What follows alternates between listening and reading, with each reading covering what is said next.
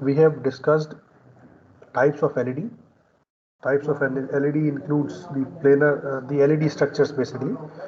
So we have discussed the planar LED, then the dome LED, then we have already discussed the surface emitting LED, in which the emission of the light takes place from the entire surface except some in which the substrate is available, or we have etched the substrate to shape a well kind, and on that particular well we have put the optical fiber through which we are taking the light, or we are coupling the light into the optical fiber.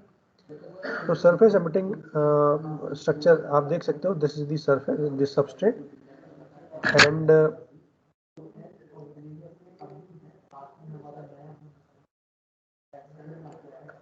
particular substrate is etched in the well shaped so that the optical light can be coupled into the optical fiber.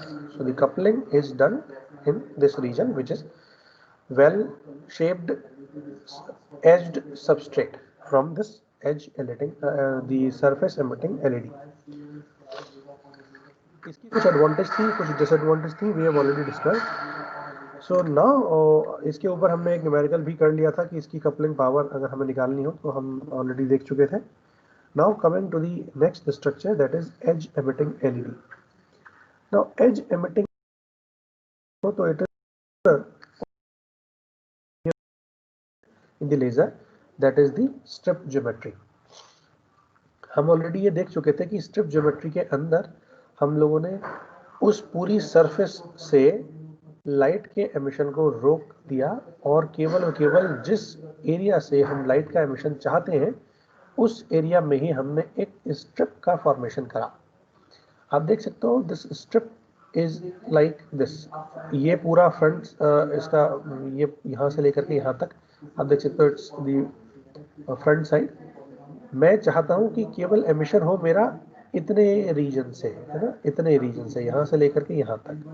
तो मैं क्या कर रहा हूँ, मैं इस reason में एक स्ट्रिप का फॉर्मेशन कर रहा हूँ. स्ट्रिप के फॉर्मेशन से होगा क्या कि मैंने इसके ऊपर, मैंने अपने स्ट्रक्चर के ऊपर, सबस्ट्रेट के ऊपर जो भी मेरा मटेरियल था, है ना, एलईडी का जो भी मटेरियल था, उसके ऊपर मैंने एक इंसुलेटर लगाया सारे जगह पे एक्सेप्ट उस reason, except the region where I actually want to for the light to emit. यानी लाइट आप देख सकते हो केवल इतने एरिया से ही एमिट होगी. कहाँ एमिट होगी? होगी इस एक्टिव लेयर में. तो entire active layer was emitting in the previous case, but if I have applied a strip kind of geometry, then the emission of the light is taking place only where the silicon dioxide is not placed. आप देख सकते हो silicon dioxide की जो layer है वो इस पूरे लेयर में इस जगह पर नहीं है. तो इतने ही एरिया में मेरा लाइट का एमिशन हो रहा है. आप देखो यहाँ से लेकर के यहाँ तक the light emitting from this region.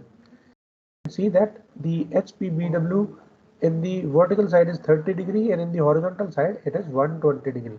Because आप देखो यहाँ से इसका जो width है वो ये comparatively कम है as compared to the breadth of the structure, है ना. इधर साइड में एक्सपेंशन ज़्यादा है तो ऑटोमेटिकली यहाँ पर हाफ आवर बीम विड्थ मेरी ज़्यादा होगी, और चूंकि ये डायमेंशन मेरी कम है तो हॉरिजॉन्टल, तो ऑटोमेटिकली मेरी वर्टिकल डायरेक्शन में HPBW half power beam width comparatively कम हो गया. आप देख सकते हो it is almost 30 degree in the vertical direction and 120 degree around in the horizontal direction.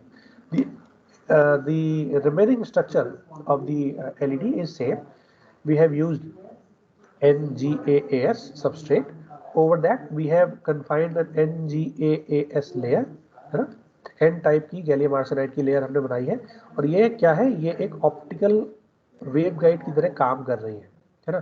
Similarly मैंने जो स्ट्रक्चर बनाया है वो क्या बनाया है, वो बनाया है ALGAAS का, है ना.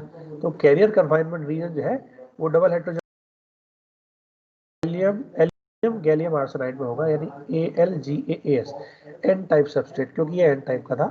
और उसके ऑपोजिट साइड में मैंने P टाइप का एक सबस्ट्रेट लिया, है ना, और ये P टाइप का सबस्ट्रेट लिया मैंने, P टाइप का ALGAAS. एंड अगेन मैं चूंकि NGAS का सबस्ट्रेट ले रहा हूँ तो हायर पॉजिटिव पोलैरिटी से कनेक्ट करने के लिए मैंने एक P+ का एक रीजन और लिया, जिससे कि ये डबल हेटेरोजंक्शन लेयर स्ट्रक्चर फॉर्म कर रहा है ना। और जो एक्टिव लेयर है इन दोनों रीजन्स के बीच में, ये देखो दोनों सेम मटेरियल के हैं बट N और P के हैं, है ना।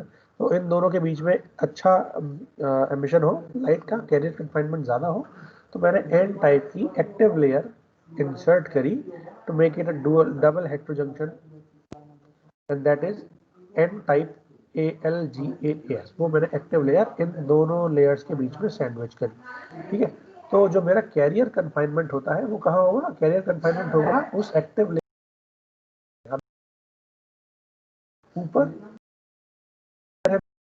कलर की उसके ऊपर वाली लेयर और उसके नीचे वाली लेयर, यानी ये वाली लेयर और ये वाली लेयर मैंने कैरियर कन्फाइनमेंट लेयर्स डिफाइन करी है। और ये बेसिकली मैंने सबस्ट्रेट सप्लाई कनेक्ट करने के लिए लगाया है। और कैरियर कन्फाइनमेंट लेयर और N टाइप के सबस्ट्रेट के बीच में मैंने एक गाइडिंग लेयर भी लगाई है ना। मेटल और इस स्ट्रक्चर के बीच में मैंने गाइडिंग लेयर लगाई है ताकि इसके नीचे ही सारा का सारा कन्फाइनमेंट हो, ऊपर की तरफ ना हो, ठीक है। अब कुछ पॉइंट देख लेते हैं कि इसकी एडवांटेज क्या है। एडवांटेज ये है कि ट्रांसपेरेंट लेयर जो है गाइडिंग की, ये जो लेयर है, ये वाली और ये वाली layer, these are the transparent guiding layers, है ना, with a very thin active layer. 50 से 100 माइक्रोमीटर के बीच में जो एक्टिव लेयर है, ये वाली जो एक्टिव लेयर है ना, 50 से 100 माइक्रोमीटर के बीच में ये लाइट प्रोड्यूस कर रही है एक्टिव लेयर के अंदर into the transparent guiding layers, यानी यहाँ तक मेरी लाइट मैक्सिमम जा सकती है, ठीक है। जिससे कि अब देखो यहाँ मैंने मटेरियल चेंज कर दिया तो ऑटोमेटिकली उसका रिफ्रैक्टिव इंडेक्स चेंज है, और उस रिफ्रैक्टिव इंडेक्स चेंज की वजह से ऑटोमेटिकली इसका बैंड गैप भी डिफरेंट है। तो जब बैंड गैप डिफरेंट है तो जो इलेक्ट्रॉन्स और होल्स पेयर के रिकॉम्बिनेशन की वजह से इस एक्टिव लेयर में मेरे फोटॉन्स जनरेट हो रहे थे, चूंकि इधर या इधर कहीं भी जाता है अगर वो फोटोन, क्योंकि ट्रांसपेरेंट लेयर्स है, ऊपर या नीचे जा सकता है, एक्टिव लेयर से बाहर जा सकता है, तो अगर फोटोन वो किसी और रीजन में जाएगा तो रिकम्बाइन नहीं होगा,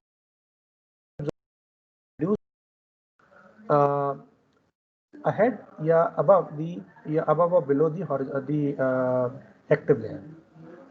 तो ये बेसिकली मैंने लाइट का एब्जॉर्प्शन, जो फोटोन का एब्जॉर्प्शन है विद इन द मटीरियल, वो ना हो, इसलिए मैंने ये इसकी एक एडवांटेज भी हो सकती है एज एमिटिंग एलईडी की।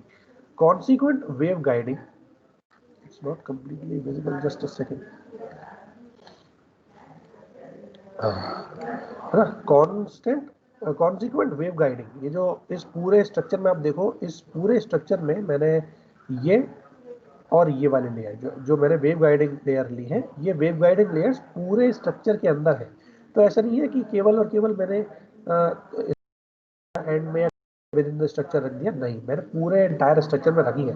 और उसकी वजह से जो ये कॉन्जुगेट वेव गाइडिंग है, ये मेरी बीम को नैरो कर देती है। बीम को नैरो मतलब शार्प बीम मेरे को मिलेगी, है ना। शार्प बीम मतलब आप देख सकते हो, it's not kind of more expanded in the vertical direction, it is minimally expanded in the vertical direction. That is, you can see 30 degree of half power beamwidth. Half power beamwidth is 30 degree around in the perpendicular plane to junction के perpendicular plane में हमारे 30 degree का half power points मेरे को मिलेंगे। ये as emitting LED का एक एडवांटेज है, लेकिन इसका एक ड्रॉबैक भी हो सकता है। ड्रॉबैक ये है कि आप देखो, जो लैम्बर्टियन आउटपुट है, लैम्बर्टियन आउटपुट भी हम ऑलरेडी डिस्कस कर चुके हैं, उसमें जो हाफ पावर विड्थ है हॉरिजॉन्टल या लैम्बर्टियन आउटपुट में, वो कितनी है, लगभग 120 डिग्री के आसपास है। आप इस फिगर में, पिछले वाले फिगर में हमने दिखाया कि वर्टिकल डायरेक्शन में एक्टिव लेयर के या गाइडिंग स्ट्रक्चर के थ्रू हमने वर्टिकल डायरेक्शन में तो हाफ पावर पॉइंट्स को मिनिमाइज कर दिया, बीम को मैंने नैरो कर दिया, लेकिन लैम्बर्टियन आउटपुट यानी ओवर द सरफेस के एज के तरफ मैंने जो लैम्बर्टियन आउटपुट देखा, उसकी जो हाफ पावर विड्थ आई है वो कितनी है, 120 डिग्री के आसपास आई है। अब हम ये मान करके चलते हैं कि ज़्यादा से ज़्यादा लाइट जो है वो एक ही एंड से निकले, एमिट हो, है ना। तो उसके लिए हम ये बोल सकते हैं कि हमने दूसरी साइड पर एंटी रिफ्लेक्शन कोटिंग लगा रखी है या कोई मिरर लगा रखा है, मिरर टाइप का स्ट्रक्चर लगा रखा है जिसको रिफ्लेक्टर भी बोल सकते हैं, तो उसकी वजह से केवल और केवल एक साइड से ही मेरा एमिशन हो रहा है। तो ऑब्वियसली अगर सारी की सारी लाइट का एमिशन एक जगह से होगा तो हमारे लिए आउटपुट कपलिंग पावर जो पूरे स्ट्रक्चर में थी वो सारी की सारी पावर एक ही जगह से निकल रही है because of the anti reflecting coating या reflector at the other end और the mirror at the other end. हमने एमिटिंग फिक्स कर दिया कि यही मेरा सारा का सारा एरिया लाइट को एमिट करेगा। इसकी वजह से जो इफेक्टिव रेडियंस है वो मेरा सरफेस एमिटिंग एलईडी से थोड़ा ज्यादा होता है ना। तो कपलिंग एफिशिएंसी भी ऑटोमेटिकली ज्यादा हो जाएगी। भाई अगर मेरे पास एक स्ट्रक्चर है ये है ना और वो स्ट्रक्चर यहाँ से भी लाइट एमिट करे और यहाँ से भी लाइट एमिट करे है ना, दोनों जगह से लाइट एमिट करता है, तो या तो मैं ऑप्टिकल फाइबर को यहाँ लगा सकता हूँ है ना, ये फाइबर यहाँ लगा दिया मैंने, या मैं इस फाइबर को यहाँ लगा सकता हूँ। अगर मैंने यहाँ लाइट को स्टॉप कर दिया, यहाँ पर रिफ्लेक्टर सरफेस लगा दी, तो ऑटोमेटिकली मेरी कपलिंग एफिशिएंसी, क्योंकि यहाँ पर लाइट है ही नहीं तो यहाँ फाइबर लगाने की जरूरत ही नहीं है। ठीक है, मैं एक जगह फाइबर लगाऊंगा तो मैं सारा का सारा फाइबर इसी एंड पर लगाऊंगा, तो कपलिंग एफिशिएंसी मेरी ऑटोमेटिकली बढ़ गई। इफेक्टिव रेडियंस हो गया एमिटिंग एंड का, क्योंकि कपलिंग एफिशिएंसी मेरी इंक्रीज हो गई, एक ही डायरेक्शन में सारी की सारी लाइट आ रही है ना। और इसको हम और बढ़ा सकते हैं अगर मैं स्मॉल न्यूमेरिकल अपर्चर वाले फाइबर के कंपैरिजन में यूज करता हूँ तो लो न्यूमेरिकल अपर्चर फाइबर, जितना ज़्यादा न्यूमेरिकल अपर्चर कम होगा, जितना कम होगा न्यूमेरिकल अपर्चर उतनी ही मेरी बीम पिन पॉइंट होगी है ना। तो जितना कम होगा उतनी ही मेरी बीम पिन पॉइंट होगी, मतलब मैंने उसकी कपलिंग मेरे लिए कंपैरेटिवली इजी हो जाएगी। लेकिन सरफेस एमिटर का जो क्या कहते हैं पावर की रेडिएशन है वो ज़्यादा होती है, क्योंकि पावर मेरी सरफेस एमिटर एलईडी पर लगभग आप देख सकते हैं, यहाँ मैंने लिखा भी है कि ये लगभग 2.5 से 3 गुना होती है। ठीक है, ये ज़्यादा पावर रेडिएट करते हैं देन दी एज एमिटर्स। ठीक है, क्यों? क्योंकि जो मेरा न्यूमेरिकल अपर्चर लो है वो मेरी ऑटोमेटिकली, जब मेरी पावर की carrying capacity is given by the N और उसकी डायरेक्शनैलिटी को मैं स्मॉल एन से कंपेयर कर रहा हूँ है ना, दैट मीन जितना मेरा स्मॉल एन होगा, जितना एन छोटा होगा उतना ही मेरी डायरेक्शनैलिटी ज़्यादा होगी है ना। डायरेक्शनैलिटी ज़्यादा होगी मतलब पावर मेरी ऑटोमेटिकली वहाँ पर कंपैरेटिवली कम होगी, क्योंकि वो एरिया मैंने रिस्ट्रिक्ट कर दिया कि सारी की सारी पावर केवल एक पर्टिकुलर एरिया से ही निकलेगी। ठीक है, एज एमिटर में हमारी कपलिंग एफिशिएंसी कंपैरेटिवली ज़्यादा होती है as compare to surface emitter, क्योंकि मेरा सरफेस एमिटर में मेरा एरिया ज़्यादा था है ना, क्योंकि मेरी लाइट कहीं से भी इस पूरी सरफेस से रेडिएट हो रही है लाइट है ना।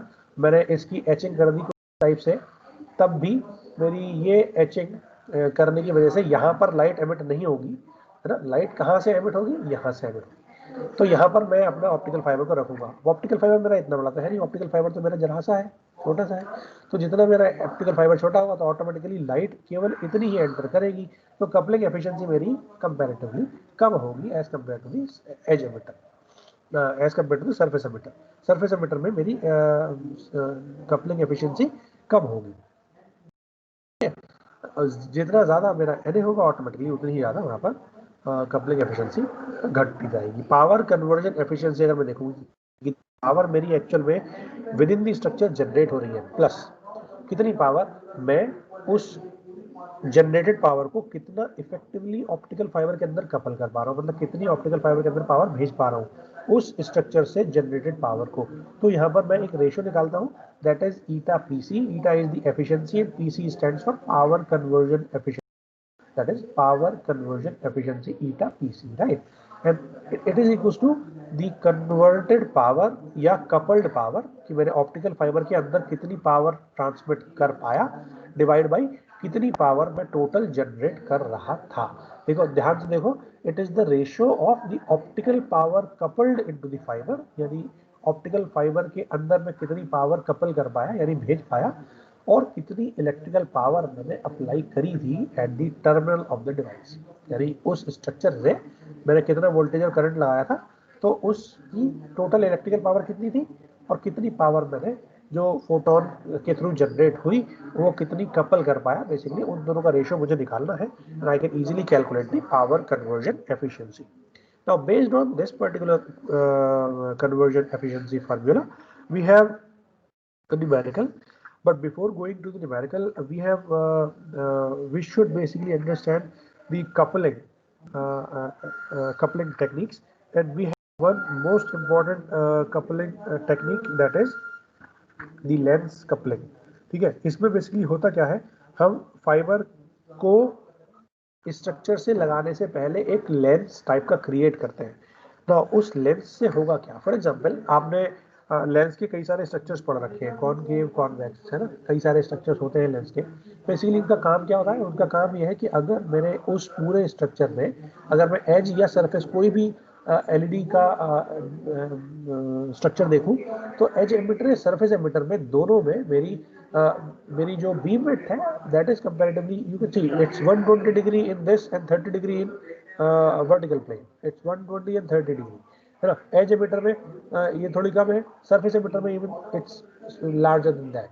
तो अगर मैं चाहूँ कि मैं केवल और केवल इतने पोर्शन की ही पावर या इतने पोर्शन सारी पावर में कन्फाइंड, तो I can lens kind of structure. Lens structure से होगा क्या, बेसिकली मैंने अपनी सारी वेव्स मेरे अलग अलग पॉइंट्स पर आ रही थी, है ना. मैंने उसको एक with the smaller region converge करने का प्रयास, बेसिकली है ना, वो कुछ इस डायरेक्शन में हो गई. तो मैंने इतने एरिया से अपने ऑप्टिकल लाइट को रिड्यूस कर दिया. ठीक है, तो आप देख सकते हो मेरी लाइट जो है बेसिकली यहाँ से यहाँ तक आ रही थी, और अब मेरी लाइट जो है वो कहाँ से कहाँ तक है, अब मेरी लाइट जो है वो यहाँ से यहाँ तक है. मतलब अगर मैंने किसी तरीके का लेंस स्ट्रक्चर उस एज एमिटिंग या सरफेस एमिटिंग एलईडी के स्ट्रक्चर के साथ इनकॉर्पोरेट कर दिया, तो ऑटोमेटिकली मेरी कन्वर्जन एफिशिएंसी अच्छी हो सकती है. तो lens coupled edge emitting LED या lens coupled surface emitting LED could be effectively used to identify the coupling efficiency or coupled power within the optical fiber from the structure, from any of the structure, either surface emitting or edge emitting. Now अगर ये चीज clear है तो we'll discuss numerical. ठीक है, मैंने आपसे बोला कि एक सरफेस एमिटिंग एलईडी है जिसको मैंने लेंस कपल्ड करा है. सरफेस एमिटिंग एलईडी मतलब आप कुछ ऐसा स्ट्रक्चर मेरे पास सरफेस एमिटिंग एलईडी का है ना. यहाँ पर कई सारी लेयर्स हैं, और ये यहाँ जो एक्टिव लेयर से जो लाइट जनरेट हो रही है ना, उस पूरे एक्टिव लेयर से जो लाइट जनरेट हो रही है वो इधर से नहीं जा रही, केवल और केवल इधर एरिया से ही लाइट एमिट हो रही है. अब यहाँ पर मैंने कुछ सपोज एक लेंस टाइप का बना दिया अराउंड रीजन, जिससे कि सारी लाइट मेरी इस रीजन में ही आ रही है. For example this is the lens I have created through some fabrication processes. यहाँ पर मैंने एक लेंस बना दिया. अब वो लेंस कपल कर रहा है, मतलब ये जो पावर थी ना जो इस रीजन से निकल रही होगी वो भी मैंने एलिमिनेट कर दी. It will be concentrating towards a particular direction that will be easy for us to couple with the optical fibre. इस particular lens coupled surface emitting LED को देखता हूं तो मैं बोल रहा हूं कि ये 190 माइक्रोवाट की पावर को लॉन्च कर रहा है ऑप्टिकल फाइबर के अंदर, है ना. Optical power in the multi mode step index fibre, यानी मेरा जो कपल्ड पावर है PC that is equals to 190 microwatt. ठीक है, अब जो मैंने इनपुट लगाया था, क्योंकि मेरी जो ईटा पीसी है कन्वर्जन एफिशिएंसी, मुझे क्या निकालना है, ओवरऑल पावर कन्वर्जन एफिशिएंसी, है ना, ईटा पीसी निकालना है. That is equals to what, that is equals to PC divide by P. तो पीसी मेरा क्या था, PC is given, PC is the coupled power that is 190 microwatt. ठीक है, अब ये जो पी था that is the electrical power applied to the structure, electrical power applied to the device, और electrical power applied to the device that is equals to basically what, V into आई. कितना voltage मैंने लगाया और कितना current मैंने input पर दिया. तो फॉरवर्ड करंट कितना दे रखा है आपको, it is 25 milliampere, and the forward voltage across the diode is 1.5 volt. तो V is 1.5 volt and I is 25 milli ampere. मैं इन दोनों के मल्टीप्लाई करके क्या निकाल लूंगा, इट्स P।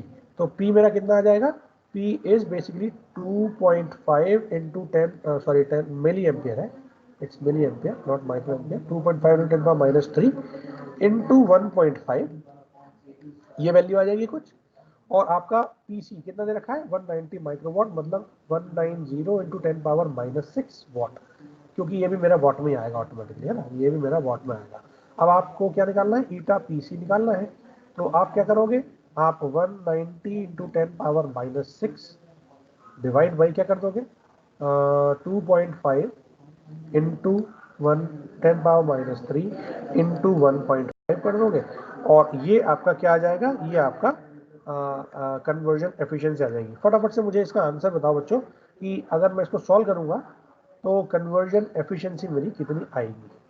ठीक है, 10⁻³ दैट मीन्स 10⁻³ यहाँ आ जाएगा, एक ये और एक ये, दो जीरो ऐड हो जाएंगे ऊपर, तो ये कर दो 1.9, ठीक है ना, 1.9, दो जीरो ऐड होंगे यहाँ पे कर देंगे हम, तो सीधे सीधे 1.9 इंटू 10⁻³ डिवाइड बाई, है ना, डिवाइड बाई 25 इंटू 15। इसको सॉल्व करोगे आप तो ये आएगा लगभग 5.1 इंटू 10⁻³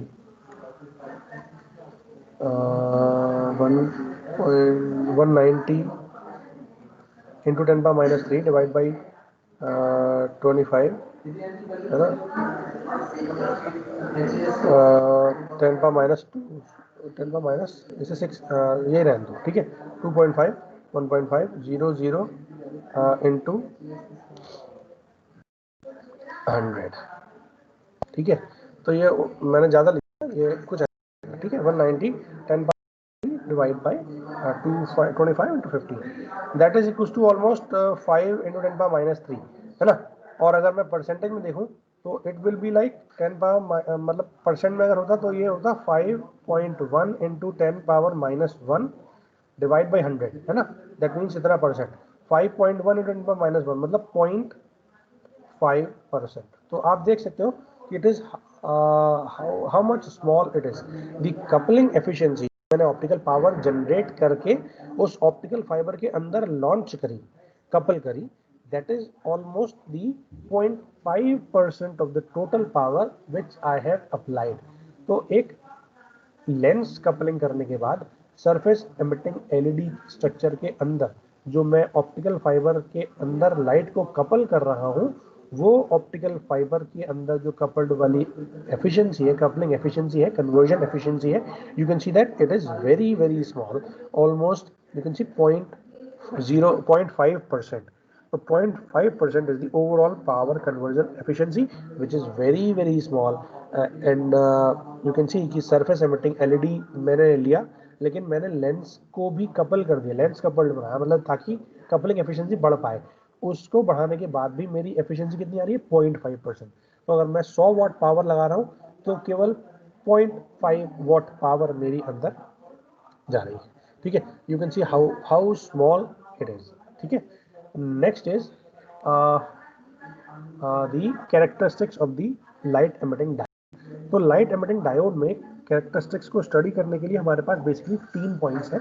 एक पहला पॉइंट कि उसकी ऑप्टिकल आउटपुट पावर किस स्ट्रक्चर के लिए कितनी है, किस टेम्परेचर पर कितनी है, किस वेवलेंथ पर कितनी है ना।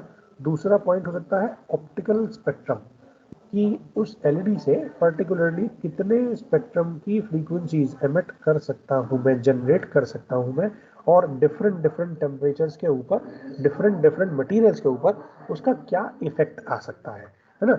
और तीसरी चीज है मॉड्यूलेशन बैंडविड्थ। बेसिकली अगर मैं उसको मॉड्यूलेट करना चाहूँ तो हाफ पावर पॉइंट्स में आइडेंटिफाई करूंगा, 3 dB,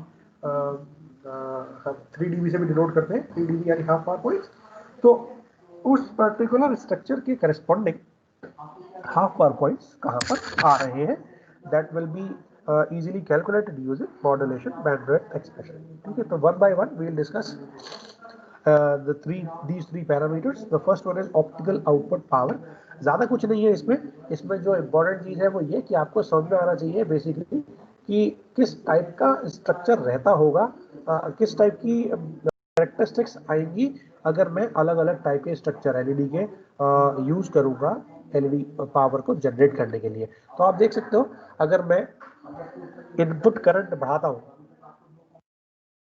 इनपुट करंट अगर मैं बढ़ा रहा हूँ तो ऑटोमेटिकली मेरी पावर लगभग लीनियरली बढ़ रही है, कुछ पर्टिकुलर पॉइंट तक लीनियरली बढ़ेगी and after a certain point जितनी इलेक्ट्रॉन्स का रिकॉम्बिनेशन उस एरिया में हो सकता होगा अगर वहां तक वो पहुंच गया उसके बाद इट विल बिकम कांस्टेंट। तो after certain range, after certain input current value वो आगे जाकर के कांस्टेंट हो जाएगी। It won't increase much as the increase in the current, क्योंकि जितने नंबर ऑफ इलेक्ट्रॉन्स उस एक्टिव एरिया में रिकम्बाइंड हो पाएंगे, अगर वो मैक्सिमम इलेक्ट्रॉन्स आ गए या मैक्सिमम होल्स के बराबर हो गए तो ऑटोमेटिकली कन्वर्जन एफिशिएंसी तभी तो बढ़ेगी जब मेरे होल्स या इलेक्ट्रॉन्स दोनों बढ़े। अगर एक चीज बढ़ जा रही है कंटिन्यूसली, मेरे पास इलेक्ट्रॉन बहुत सारे हैं, मैं करंट दे रहा हूँ, मेरे पास इलेक्ट्रॉन बहुत सारे हैं, लेकिन मेरे पास क्या नहीं है, मेरे पास होल्स नहीं है, तो क्या रिकॉम्बिनेशन हो पाएगा इलेक्ट्रॉन से होल का? नहीं हो पाएगा ऑब्वियसली। और जब कन्वर्जन नहीं हो पाएगा तो ऑटोमेटिकली एक लिमिट के ऊपर ऑप्टिकल आउटपुट पावर मेरी जनरेट नहीं होगी, है ना। तो एक सर्टेन रेंज तक मैं अगर इनपुट करंट को बढ़ाऊंगा तो मेरी आउटपुट लाइट पावर बढ़ेगी, और अगर उसके बाद मैं करंट बढ़ाऊंगा तो वो एक पर्टिकुलर लिमिट से ज़्यादा नहीं बढ़ेगी। तो that is shown in this particular graph. The other important characteristics is the based on different structures. आप देख सकते हो मैंने केवल आपको 4 स्ट्रक्चर्स बताए हैं, प्लेनर एलईडी स्ट्रक्चर, डोम एलईडी स्ट्रक्चर, एक सरफेस एमिटिंग और एक एज एमिटिंग। तो आप देख सकते हो मैंने जो रिमेनिंग नहीं बताए, एक सुपर ल्यूमिनेसेंट और एक सिक्स क्या कहते हैं स्ट्रक्चर और है ना। We'll discuss very small very brief in the remaining lecture, ठीक है। अभी फिलहाल के लिए मैं आपको इन 3, क्योंकि ये बेसिकली दो ही वाइडली यूज है, आप इन इन 3 स्ट्रक्चर, ये एक मेरा है सरफेस एमिटिंग, ये है मेरा एज एमिटिंग और ये है मेरा सुपर ल्यूमिनेसेंट। आप इन तीनों में से देख करके क्या ये बता सकते हो कि out of these 3 which one is odd? इन तीनों में से देख करके आप कोई बता सकते हो मुझे कि इन तीनों में से अगर मैं एक झलक देखूं तो इन तीनों में से कौन सा ऑड है, एकदम odd one out, you can easily figure it out, which one is that? जल्दी से बताओ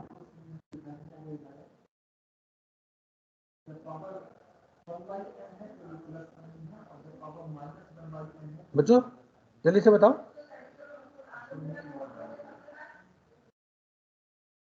समझ में आ रहा है ना मैं क्या पूछना चाह रहा हूँ? बेसिकली है क्या, मैं ये पूछना चाह रहा हूँ कि आप एसएलडी एसएलडी क्यों? the reason sir, behind the इसमें SLD is odd because you can see कि सर वेरिएशन बहुत ज्यादा है उसमें। वेरिएशन बहुत ज़्यादा है, बहुत शार्प वेरिएशन है। ये ऑप्टिकल पावर है और ये मेरा टेम्परेचर है ना। इस टेम्परेचर और ऑप्टिकल पावर के बीच में आप वेरिएशन देखो, it's sharply increasing decreasing sorry, है ना। यहाँ पर मेरी ऑप्टिकल पावर ज़्यादा थी और जैसे जैसे मैं टेम्परेचर बढ़ा रहा हूँ वैसे वैसे आप देख सकते हो यहाँ से लेकर के यहाँ तक इट इज शार्पली डिक्रीमेंटेड। लेकिन अगर मैं इसका देखूं तो SLED और ELED है ना, यानी सरफेस एमिटिंग और एज एमिटिंग, इन दोनों का देखो तो इस रीजन से टेम्परेचर लगभग 10 डिग्री के आसपास है और यहाँ मैं 70-80 के आसपास पहुंच गया, तब भी ये वेरिएशन जो है वो कितना आया, वो केवल इतना वेरिएशन आया, है ना। और ये वेरिएशन मेरा यहाँ से लेकर के यहाँ तक बहुत कम टाइम में आ गया और बहुत ज़्यादा वेरिएशन आया। यू कैन क्लियरली विजुअलाइज कि मेरा वेरिएशन बहुत ज़्यादा है टेम्परेचर के करस्पॉन्डिंग। तो अगर अगर मेरे को एक बहुत कम टेम्परेचर रेंज में काम करना हो तो SLDs कुड बी बेटर। क्यों? क्योंकि मेरी आउटपुट पावर ज़्यादा है ना।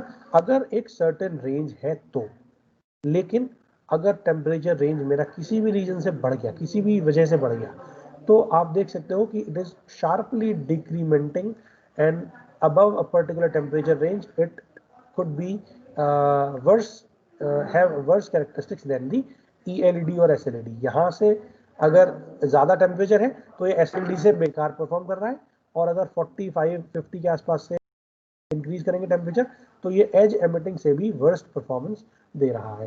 तो आप देख सकते हो कि सरफेस एमिटिंग एलईडी और एज एमिटिंग एलईडी की characteristics as compare to the super luminescent diode, super luminescent SLD is performing worst as compared to the temperature. As increase in the temperature, it is performing worse. That is why it's not effectively used, है ना। क्योंकि मैं क्या करता हूँ basically, मैं temperature का control, मैं कोशिश कर सकता हूँ कि टेम्परेचर मेरा कंट्रोल में रहे, बट सपोज 0 डिग्री केल्विन में मैं काम करा रहा हूँ या मैं उसको रूम टेम्परेचर पे काम करा रहा हूँ, इट्स 27 डिग्री इंक्रीमेंट।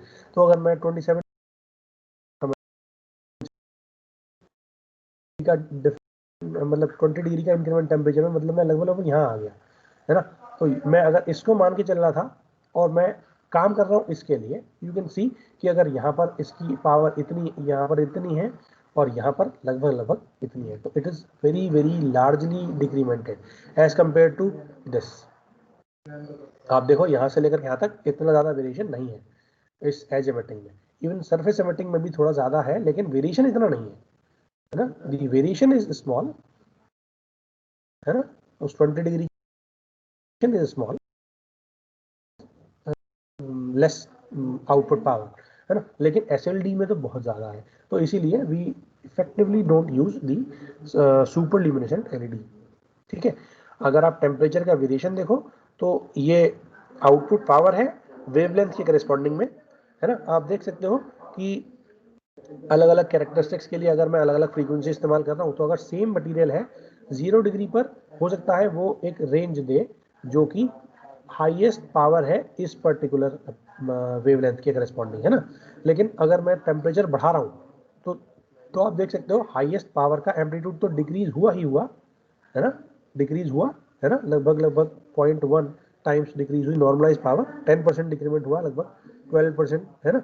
लेकिन आपका फ्रीक्वेंसी में भी शिफ्ट हुआ, है ना, फ्रीक्वेंसी में भी शिफ्ट हुआ। मतलब अब ये जो लगभग यहाँ आ रही थी 0.845 के आसपास, वो आ रही है लगभग 0.86 के आसपास माइक्रोमीटर में वेवलेंथ, है ना। और अगर मैं टेम्परेचर और बढ़ा रहा हूँ तो पावर और कम हो रही है, power is decreasing, still decreasing, but the wavelength is also shifting. It is almost 0.875, 0.878 around, है ना।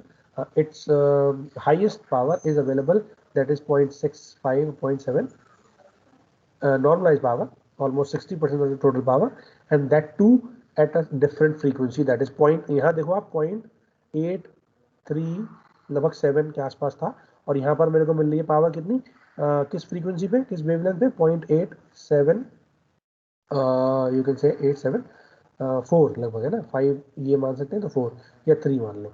तो there is a difference in the operating wavelength. आप देख सकते हो ऑप्टिकल पावर मेरी टेम्परेचर पर भी डिपेंड कर रही है और अलग अलग स्ट्रक्चर पे भी डिपेंड कर रही है, अलग अलग मटेरियल पे तो डिपेंड कर ही रही है। ठीक है, second is the output spectrum. तो मैंने जो तीसरा वाला ग्राफ दिखाया वो आउटपुट स्पेक्ट्रम का ही था, बट अगर मैं मटेरियल अलग अलग यूज कर रहा हूँ, स्ट्रक्चर्स अलग अलग यूज कर रहा हूँ, तो ऑटोमेटिकली मेरा जो रिलेटिव इंटेंसिटी है as compare to the wavelength, यानी आउटपुट स्पेक्ट्रम है, वो भी डिफरेंट होगा। आप देख सकते हो कि मैंने यहाँ पर लिया है एल्यूमिनियम गैलियम आर्सेनाइड की एमिटिंग एलईडी, ठीक है, सरफेस एमिटर की एलईडी ली है ना। नॉर्मल टेम्परेचर की बात कर रहा हूँ, तो मैं देख सकता हूँ यहाँ पे लगभग 8.1 या 8.15 के आसपास मेरा हाईएस्ट इंटेंसिटी मिल रही है ना। आउटपुट पावर मेरी लगभग 0.81 माइक्रोमीटर के आसपास है। किसके लिए? Aluminium gallium arsenide surface emitter LED. लेकिन अगर इंडियम गैलियम आर्सेनाइड फॉस्फाइड की एलईडी का मटेरियल जो है मैं चेंज कर दे रहा हूँ, तो ऑटोमेटिकली यू कैन सी कि यहाँ पर मेरा 0.75 से लेकर के 0.9 या 0.87 तक आ रहा था, 0.750 से लेकर के 0.875 तक आ रहा था। वही स्ट्रक्चर मेरा कितना हो गया, लगभग 1 मान लो इसे 1.2 और लगभग 1.45। तो आप देख सकते हो मेरी ऑपरेटिंग वेवलेंथ 0.85, 0.75 से 0.90 तक रेंज आ रही थी। वो रेंज मैंने मटेरियल चेंज करके कितनी कर दी, 1.18 से लेकर के 1.45 तक कर दी। ठीक है, तो मैंने वेवलेंथ ही शिफ्ट कर दी। ठीक है। तो मैंने मटेरियल चेंज करा तो ऑटोमेटिकली मेरी वेवलेंथ शिफ्ट हो ही गई। प्लस अगर मैं सरफेस एमिटिंग और एज एमिटिंग की बात करूं तो आप देख सकते हो ये जो डाउटेड वाला कर्व है ये सरफेस एमिटिंग का है। सरफेस एमिटिंग में you can see that there is the smallest the comparatively small relative output power as compared to the edge emitting LED। edge emitting LED के अंदर पीक पावर मेरे को एक पर्टिकुलर रेंज बहुत small range के अंदर ही मिलेगी। तो आप देख सकते हो जो इसकी बैंडविड्थ आ रही है ना हाफ पावर पॉइंट्स, अगर ये मेरा 1 है तो इसके करस्पॉन्डिंग ये वाले मेरे हाफ पावर पॉइंट्स है। ठीक है, ये वाले दो, ये वाले और ये वाले हाफ पावर पॉइंट्स है। और अगर मेरा ये वाला 1 है ना, ये वाला अगर 1 है तो ऑटोमेटिकली ये दोनों मेरे पावर पॉइंट्स हैं। तो यू कैन सी कि सॉरी ये वाले दोनों मेरे हाफ पावर पॉइंट्स हैं क्योंकि मैं आउटर वाले की बात कर रहा हूँ, डॉटेड वाले की बात कर रहा हूँ। ठीक है, तो आप देख सकते हो कि हाफ पावर जो मेरी बैंडविड्थ है ना, that is difference of 50 nanometre is there. 50 nanometre का बैंडविड्थ में डिफरेंस है, हाफ पावर बैंडविड्थ में डिफरेंस है। तो that too with the same material but the structure is different. Surface emitter or edge emitter LED using the same material will provide you a difference in the half power bandwidth। ठीक है, electrical और optical bandwidth में भी difference मेरे को मिल रहा है लगभग 50 नैनोमीटर। तो डिपेंडिंग ऑन कि मेरे को किस टाइप का मटेरियल यूज करना है, किस टाइप का स्ट्रक्चर यूज करना है, किस टाइप का ऑपरेटिंग लेंथ यूज करनी है, किस बैंड ऑफ फ्रीक्वेंसी में मेरे को काम करना है, I can choose my self कि मेरे को सरफेस एमिटर एलईडी यूज करनी है, एल्यूमिनियम गैलियम आर्सेनाइड की यूज करनी है, एल्यूमिनियम गैलियम आर्सेनाइड फॉस्फाइड की यूज करनी है, सिंपल जीएएस की यूज करनी है।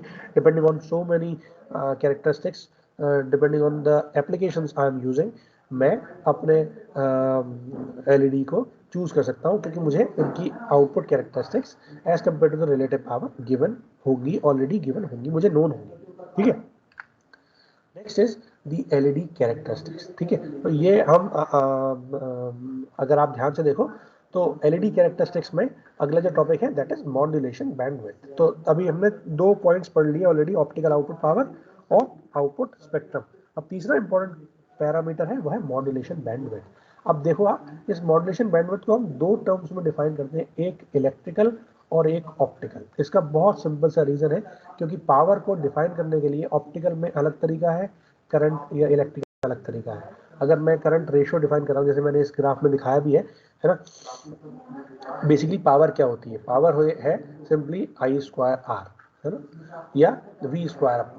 यू कैन क्लियरली सी कि अगर पावर करंट के फॉर्म में है तो करंट के स्क्वायर का रेशो है ना, और अगर ऑप्टिकल पावर में सीधे सीधे ऑप्टिकल फॉर्म में दे रहा हूँ तो वो ऑप्टिकल पावर ल्यूमिनेसेंस की फॉर्म में है, मतलब वो ऑटोमेटिकली मैं हाफ पावर पॉइंट्स वहीं रख दूंगा।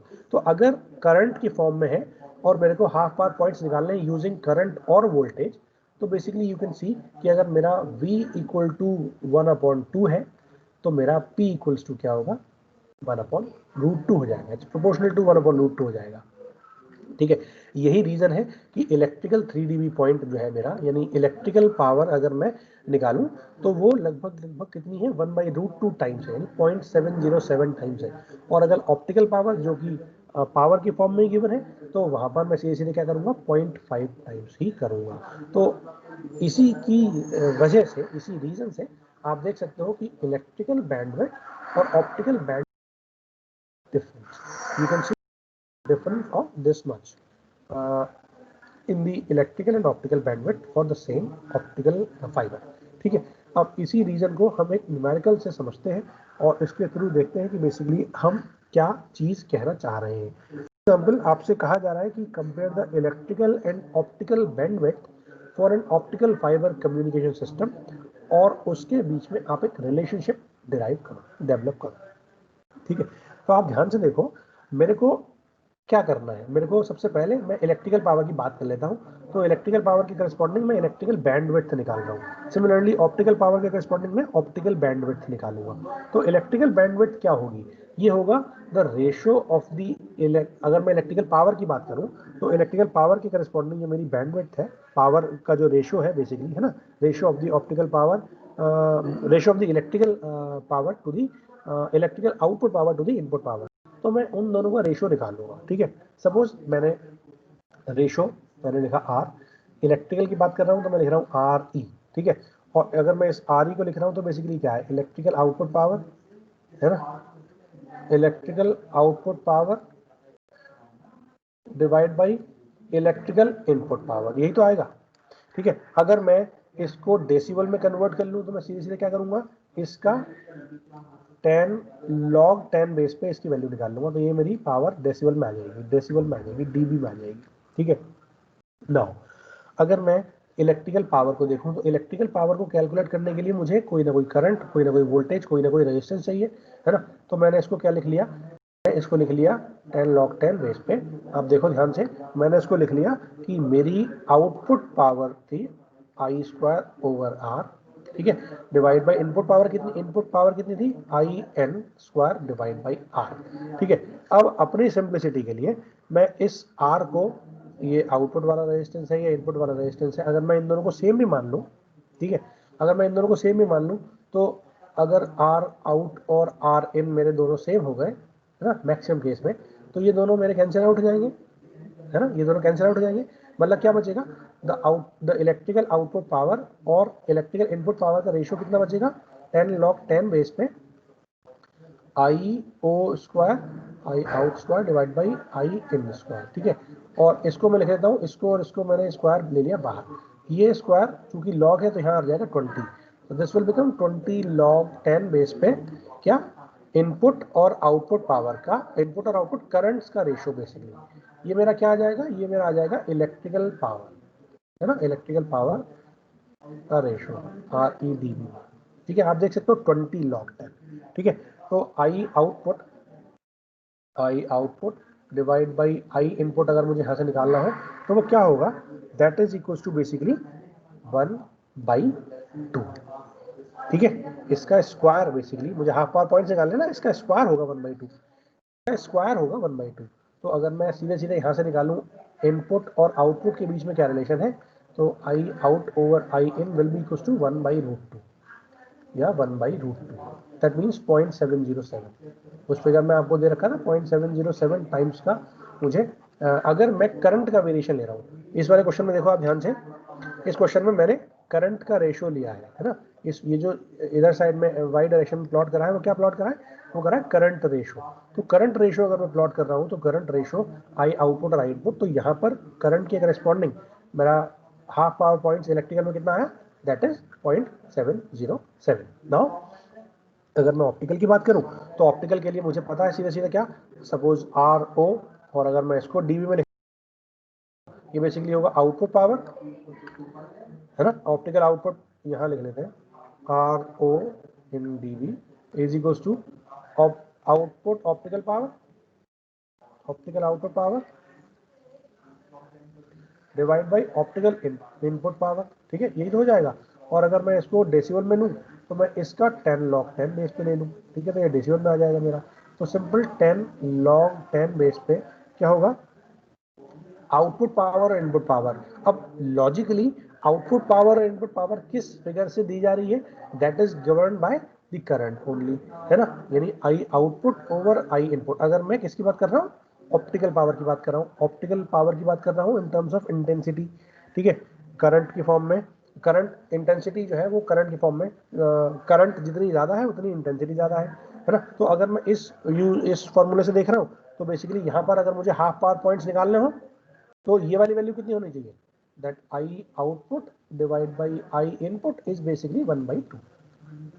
ठीक है, तो इन दोनों में रेशियो कितना आया, यहाँ पर आया मेरा 0.707, है ना, 0.707 किसमें, इलेक्ट्रिकल वाले केस में।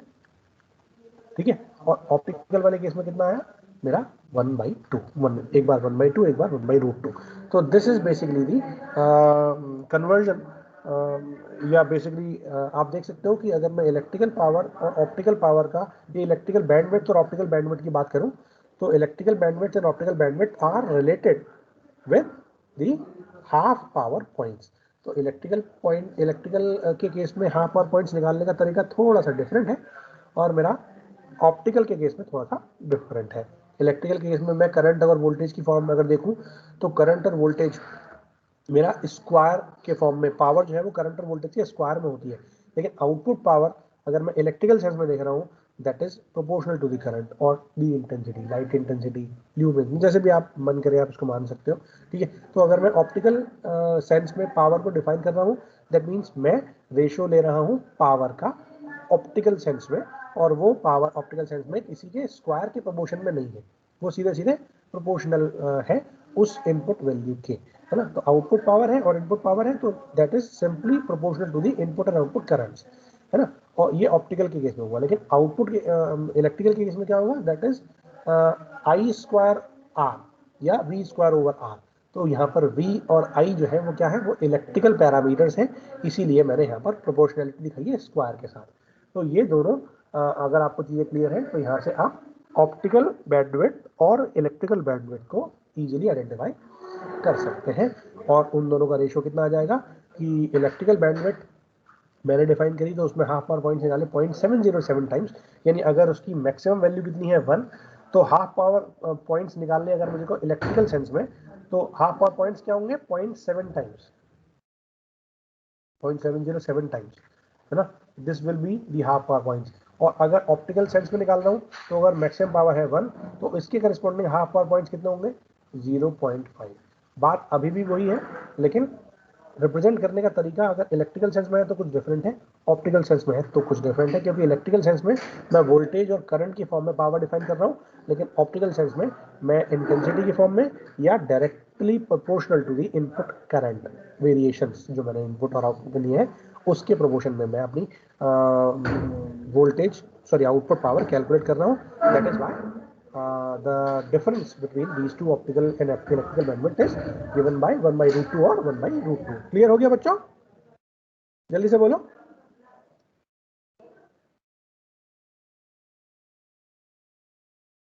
So we end the session. Yes, sir. If you have any